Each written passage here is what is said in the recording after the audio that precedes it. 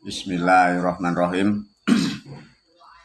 Para pemirsa, para pendengar, para murid juga para santri semuanya dimanapun berada,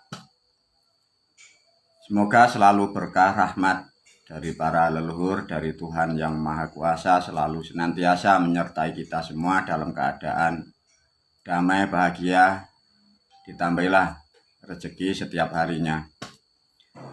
Pada malam hari ini tanggal 28 April tahun 2022 Masehi, dari video ini guru memberi judul Punokawan Moyangku.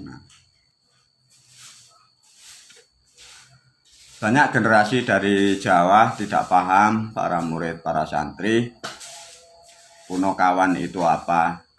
Melalui video ini guru banyak cerita atau sedikit juga menceritakan perjalanan guru tentang dimensi lain, perjalanan sejarah membuat bumi, perjalanan cara membuat manusia. Makanya kadang cerita guru sulit untuk dinalar, karena guru sudah berjanji semua apa yang didapat guru akan dibagikan kepada khususnya para murid dan santri, juga umat-umat ke depan.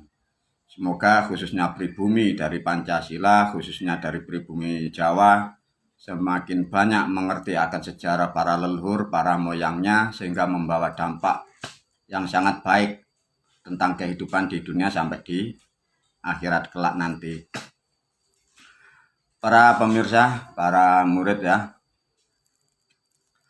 tujuan hakikat paling dasar manusia di dunia ini, naluri kodratnya itu selalu ingin mencapai atau mendapatkan namanya kedamaian, ketentraman, juga kebahagiaan, diganti bahasa jamak namanya keselamatan. Guru dari video yang lain sudah memberi gambaran siapakah manusia, siapakah sosok yang kena dibuat patokan atau panutan. Karena manusia itu wajib bersyukur, karena kita memang manusia. Bila tidak bisa bersyukur itu bukan manusia. Itu cara berpikirnya di situ. Guru hanya mengingatkan dari kaset-kaset yang lain ya. Satu contoh begini. Kita ngomong sejarah fakta ya tentang syukur. Tidak usah berdalil siapa yang mau bersyukur akan ditambahi nikmatnya, tidak. Guru dari video ini mengajak secara rasional aja ya. Rasional. Satu contoh, manusia kita berada di suatu tempat dimanapun. Satu contoh, di situ ada tempat yang tidak baik, ada makhluk yang buas. Sedangkan kita mau berjalan untuk melewati dia. Agar kita selamat, kita pastilah memberi sesuatu kepada penunggu di situ. Tatkala kita sudah memberi, otomatis sesama makhluk rata-rata itu sudah mendiamkan diri atas perjalanan kita, karena kita memberi kepada sesuatu, kepada siapapun yang di situ. Apalagi yang di tempat itu bangsa yang baik. Kalau kita memberi kepada dia, justru mereka semakin menghormati kita. Kita memberi contoh guru ya, binatang yang buas saja kita mau melewati tempat itu, kita beri sesuatu, andai kata macan kita beri daging. Dengan sendirinya, dengan bersyukur kepada siapapun dimanapun, kita akan mendapatkan keselamatan. Itu poinnya ya. Jadi untuk memaknai syukur konsumsi di kehidupan, diingat-ingat, musyrik syirik adalah bahasa yang tidak tepat, bahasa yang sangat buruk untuk peradaban manusia ya. Dari penjelasan itu kita sudah bisa menentukan bagaimana syukur yang tepat. Kita tidak melihat si A si B. Siapapun manusia kalau bersyukur kepada siapapun, di situ akan ada nilai yang disebut keselamatan. Ya, kita kembali pada tentang kaset guru yang lain.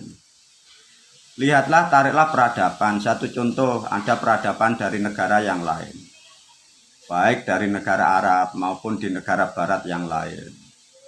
Bagaimana mungkin manusia itu bisa mengerti leluhurnya? Bagaimana bisa mengerti nenek moyangnya? Sedangkan peradabannya tidak pernah diajarkan bersyukur. Kita sebagai bangsa Indonesia, khususnya dari pribumi Pancasila, bahwa sebelum Masehi nenek moyang kita itu sudah pandai bersyukur. Artinya kalau ditinjau atau dianalisa, sesungguhnya peradaban manusia yang layak menyandang sebagai panutan pemimpin dunia ya memang terah dari Jawa, dua dari Chinese, dan dari negara-negara lain yang peradabannya sudah lama, yang mampu bersyukur dengan para moyangnya. Yang aneh terutama di negara Republik Indonesia, ada suatu negara yang tidak mempunyai tradisi, tidak bisa mengajarkan nilai-nilai syukur. Kita terobsesi mengikuti jejak-jejak, aturan dan ajaran perintah-perintah seperti itu. Itu adalah suatu pemikiran yang sangat terbalik. Sehingga siapapun yang mengikuti cara-cara berpikir seperti itu sudah dipastikan tidak akan pernah ada keselamatan, apalagi di tempat-tempat sesuatu yang sangat mengerikan. Itu poin untuk tentang kata syukur. Dalam cerita pembelajaran dari judul tadi ada yang disebut Punokawan ya. Ini dipahami betul karena banyak tidak diketahui. Punokawan itu kalau di dalam simbol pewayangan itu ada sebutan Semar, Gareng, Petruk, Bagong. Kadang banyak manusia tidak mengerti juga tidak paham ya. Melalui video ini guru menyampaikan ya. Sebutan Punokawan itu fakta nyatanya itu ada beliau. Itu nenek moyang kita, nenek moyang bangsa manusia terutama dari Jawa. Itu bukan mitos ya para murid, para santri.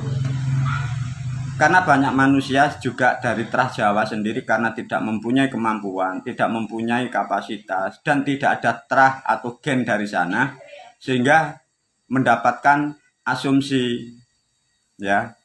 Itu faktanya ada beliau, makanya melalui video ini guru selalu berpesan, selalu menasihati. Perjalanan guru sangat banyak, masuk di alam-alam kehidupan di alam sana, sehingga guru berkewajiban menyampaikan kepada para generasi khususnya dari Jawa. Yang disebut Punokawan disebut dalam di situ ada Yangmu Sinuwun Semar, Yangmu Petro, Yangmu Bagong, Yangmu Gareng. Itu ada ya para pemirsa. Mengapa guru kok disebut Punokawan? Punokawan itu mempunyai makna puno iku pun ono, artinya sudah ada. Kawan itu sedulur atau empat unsur. Bila dipahami, manusia kita belum terwujud. Empat sisi, empat sifat, empat dewa itu sudah ada. Bahkan kalau mau dikembangkan dari apa yang dialami guru, apa yang dilalui guru. Bumi itu belum terbentuk juga belum terwujud. Beliau itu sudah ada empat itu. Karena sangat sulitnya bagi makhluk siapapun sehingga tidak mengerti bahwa itu dikira sanepo, dikira sanepan, dikira seloka. Bukan, itu ada.